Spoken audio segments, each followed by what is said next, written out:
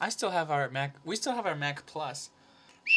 There's something really, really wonderfully nostalgic about System 5.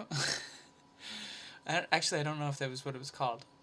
But, you know, the age-old black and white computers of Macintosh. I tried to get my desktop to look like that. Like, I tried, you know, making it all gray. I even tried, like, having the icons, like, replacing all the icons, but I couldn't. Because of, you know, millions of colors, I can't do that. Like, I tried. I'm getting old. I'm getting old, because I don't like these new technologies. I don't like all this stuff. I wish they were back in the old days. Do you remember HyperCard Player? Whoa, HyperCard Player games were awesome, because it's like, it was like a choose your own adventure. There were so many. There actually weren't a whole lot of good ones, but the fact of the matter is that you could make your own if they weren't good enough. I remember a bunch of them, and you know, they don't work on System 10. I have to. Oh man, I gotta plug in the old computer. I'm gonna list now for you the games I used to play on my Macintosh, and if you recognize more than 5, then you're like me. Okay, ready? Here we go. Gold Digger, Mac Man, Crystal Quest. Well, I don't want to list the easy ones. Odell Down Under, Math Blaster Original. No, that one's cross-country in terms of, you know, being compatible for both Macintosh and PC. But I'm not done yet!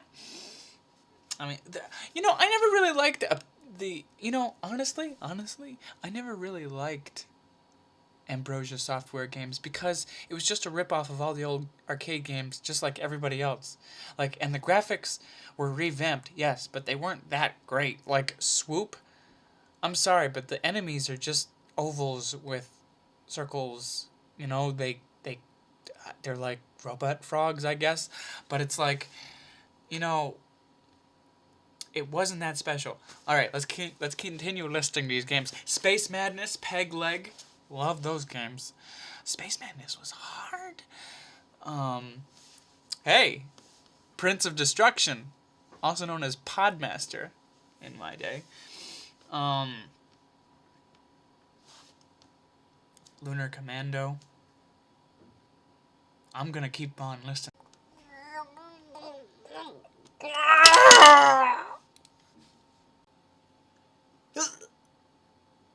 Anyway, there was Glypha 3, which I pronounced Gilfa 3 for like the longest time ever. I always thought that game was really cool. Glider Pro, holy crap. Did you know people still make scenarios for Glider Pro? It's amazing. Tubular Worlds, do, doodaloo, doodaloo, doodaloo.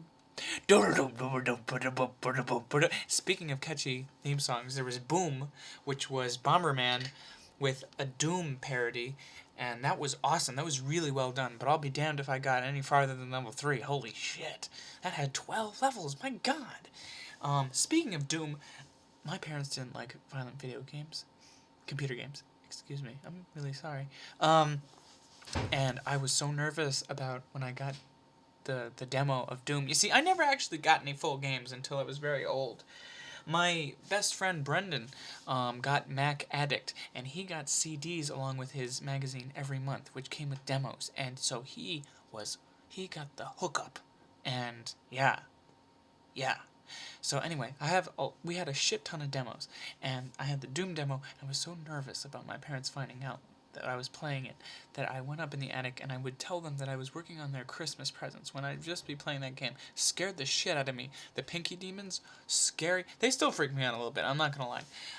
Koji the Frog, oh man, I remember my brother was really good at Myst, and he was really good at all these really intensely difficult games, but he couldn't. The first time he played Koji the Frog, he just couldn't get it, and I was really good at it, and I was like, yeah! It was like the one thing I had. Then he got really good at it and shut my mouth. Maniac, which was the combination of Hangman and Pac-Man, very good game. I still play that. I still play that when I'm back at home. Damage Incorporated, what the fuck? Damage Incorporated was the weirdest game because it was a port, it was a modification of Marathon, and you were fighting terrorists. Like, it was an army game, basically, sort of. And it was like a team game, but really you could do everything yourself. And, it was weird because it was based on Marathon. The terrorists that you were fighting would wait a really long time before shooting at you, because in Marathon, you know, they wait before they stab you with their sticks. But it was so weird because it's like, you have guns, what are you doing, you know? Aspirin. I always thought Aspirin was a really cool concept, but it was one of the strangest games I ever played.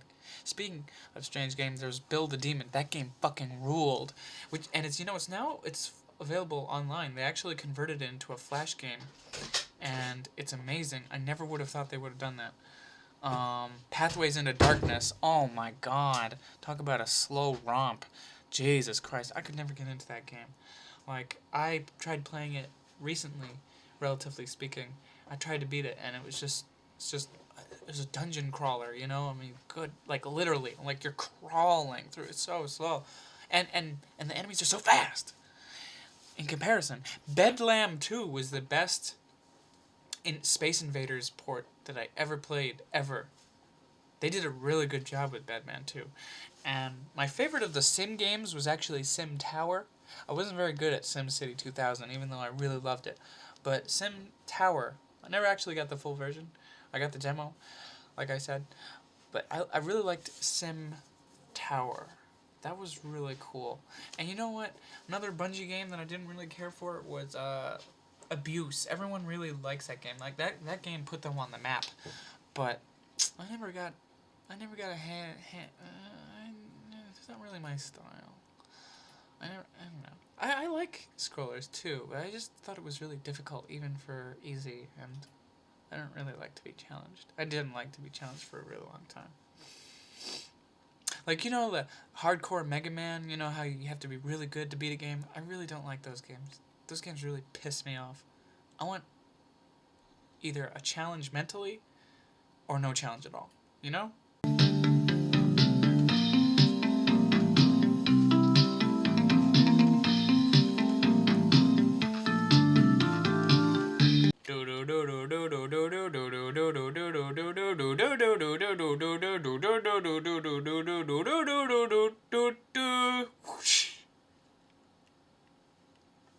That was a really poor rendition of the song from Where in the World is Carmen Sandiego, the original game.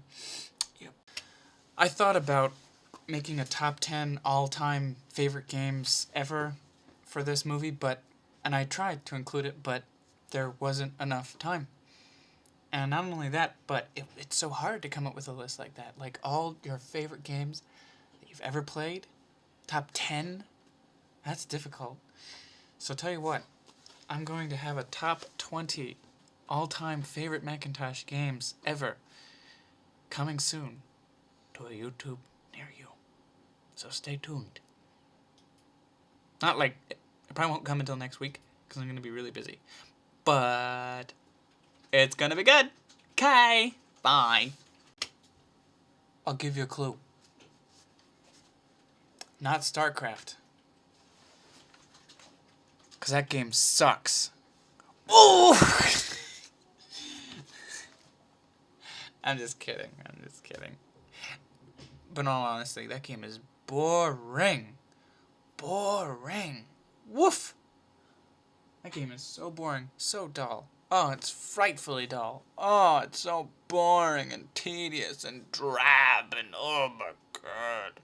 And all these fucking cliche races. I'm just so fucking sick of that shit. Give me a break. You know, this is fucking StarCraft and, you know, StarCraft 2.